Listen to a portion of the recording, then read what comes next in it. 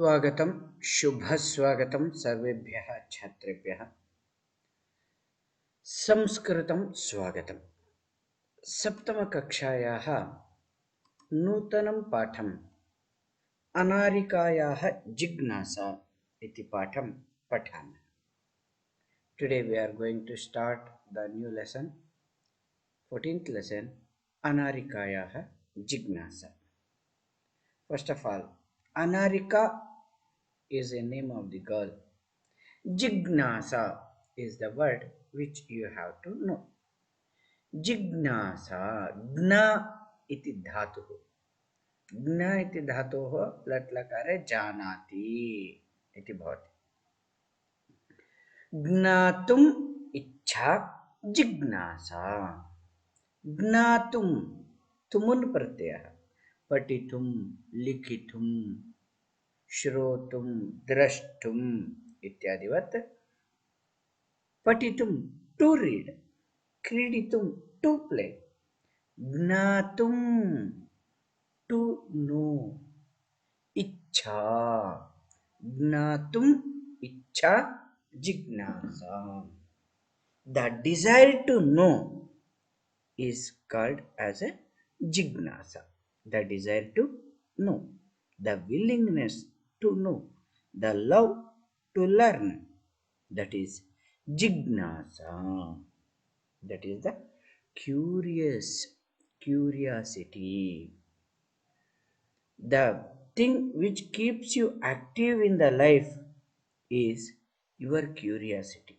So that's why, my dear students, always be curious to know the new things. That is very, very important.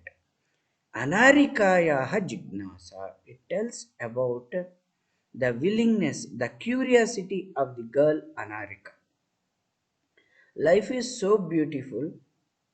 In the life, the beautiful part is childhood. Childhood is so good. That's why the children in the life are very curious. In all the stages, if you compare the life in all stages, the stage of the childhood is very curious. This is one of the beautiful example that is given here, and many curious things will come to your mind. Mind is so curious to know the things in the world, and they have plenty of questions to ask. As a child, you will ask plenty of questions to your parents. Many times, even though your questions are correct, your parents will not have any answers for them, because you will understand that when you grow, even though you will understand, then you will not question. But as a child, it is not so. You can question everybody and every time. Let us see the beautiful lesson Anarikayaha Jignasa. Prathamam Paఠం पठामः। बालिकायाः अनारिकायाः मनसि सर्वदा महती जिज्ञासा भवति।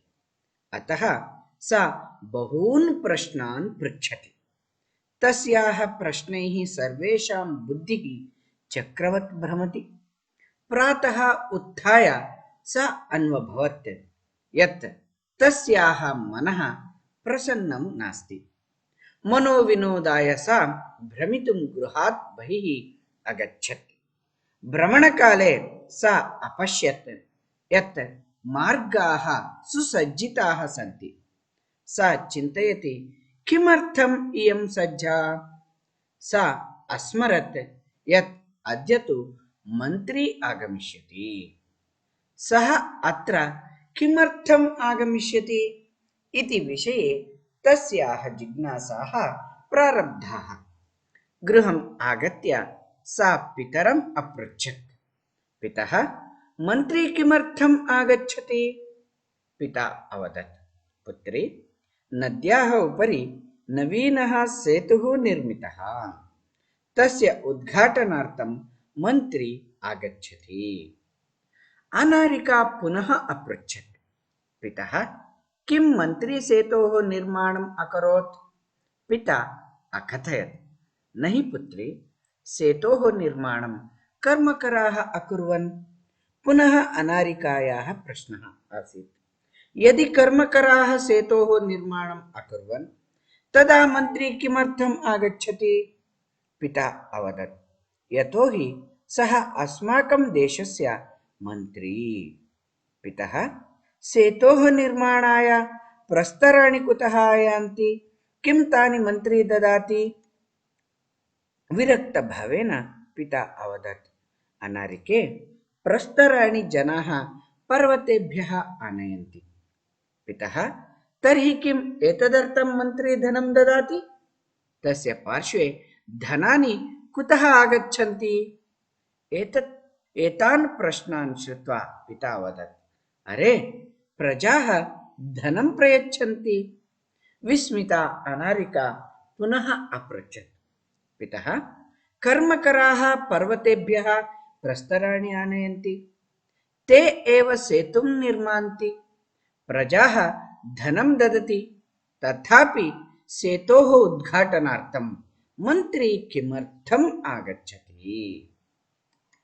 पिता अवदत्, प्रथममेव अहम् अकथयन् यत् सः देशस्य मन्त्री अस्ति, स जनप्रतिनिधिः अपि अस्ति।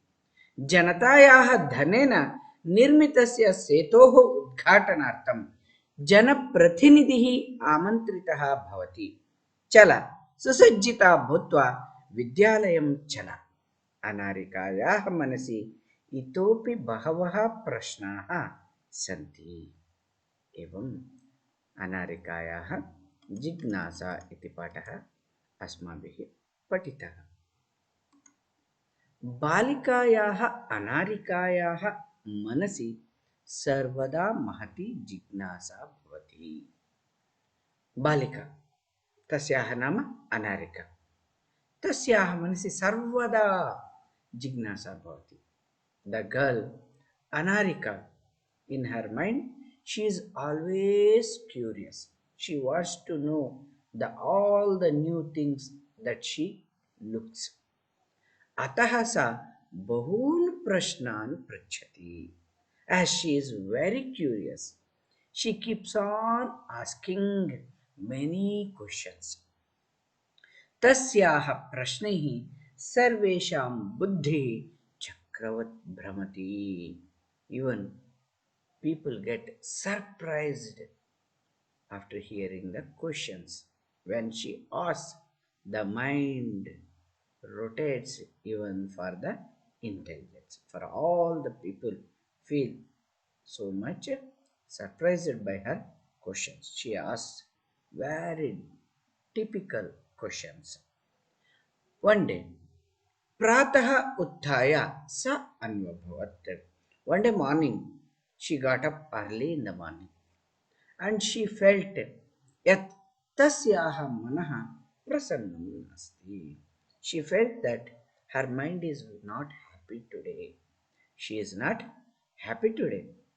Mano vinodaya sa bhramitum gruhat bahihi agachat.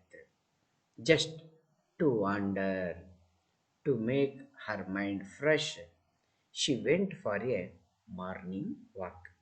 She went out of the house and went for a walk. Brahmanakale sa apashyat. While wandering, she saw that yat margaha susajjitaha santi. All the roads are decorated very well. Susajjitaha, very well prepared. They are very well decorated. Even the roads are decorated. Sa chintayati kimartham iyam sajja. Then she feels why this road is so really beautifully decorated. Sa asmarat yat adyatu mantri agachati. Then immediately she thought that, oh, today the minister is coming. Today the minister is coming. सः अत्र किमर्थम् आगमिष्यति इति विषये तस्याः जिज्ञासाः प्रारब्धाः. So she thought that, she understood that minister is coming. Now the term is that why this minister is coming. The curiosity about knowing about the minister's visit has increased in her mind. Jignasaha prarabdhaha. Now many questions are arising in her mind. Gruham agatya sa pitaram aprichat. She came back and she started asking her father. You can see it in the picture. This is the Anarika. Anarika, she is the Anarika Akaranta Strilinga Shabda. So she is asking the father. Pitaha mantri kimartham agachati. Kimartham means why. Why the minister is coming? पिता अवदत् पुत्री नद्याः उपरि सेतुः निर्मितः तस्य उद्घाटनार्थं मन्त्री आगच्छति. My dear daughter, on the river they have constructed a new bridge. नवीनः सेतुः. See here सेतुः नवीनः. नवीनः इति विशेषणं, सेतुः इति विशेष्यं. निर्मितः. तस्य उद्घाटनार्थं मन्त्री आगच्छति. To open that bridge, to inaugurate that bridge, the minister is coming. Is that minister really coming to the bridge? Then why this girl is so curious, we will see in the next class. Okay, here you have to know some grammar points. Let us see the grammar points in these two slides. Balika, Bala. Anarika is a name. Manasi, Manaha nama Hrudayam. Swantam, Chittam, Manasam, Manaha. These are all the synonyms of Manaha. Sarvada, Sada, Nirantaram, Mahati, Adhika, Shrestha, Jignasa, Gnatum, Icha. अतः सा बहून् प्रश्नान् पृच्छति. तस्याः प्रश्ने सर्वेषां बुद्धिः. बुद्धिः इत्यस्य पर्यायपदं मतिः. चक्रवत् भ्रमति. प्रातः. प्रातः नाम उषः काले. उदये सुप्रभातम् इति वदामः. उत्थाय. उ अधिकं स्था अधिकं ल्यप् प्रत्ययः. उत्थाय. अन्वभवत्. तस्याः मनः प्रसन्नं नास्ति. नास्ति. अगेन अन्वभवत्. अत्र सन्धिं पश्यन्तु. अनु अधिकम् अभवत् अन्वभवत्. यण् सन्धिः. अनु अधिकम् अभवत् अन्वभवत्. नास्ति. न अधिकम् अस्ति. नास्ति सवर्ण दीर्घ सन्धिः. गृहं. सद्मा. निकेतनम्. भवनम् इत्यादिकं लिखितुं शक्नुवन्ति. मार्गः. मार्गः इत्यस्य पर्यायपदं पन्थः. पथः इति. सुसज्जिता नाम अलङ्कृता. सुसज्जिता अलङ्कृता. सा किमर्थम् इयं सज्जा. सज्जा नाम अलङ्कृता. मन्त्री इत्यस्य पर्यायपदं सचिवः. मन्त्री सचिवः.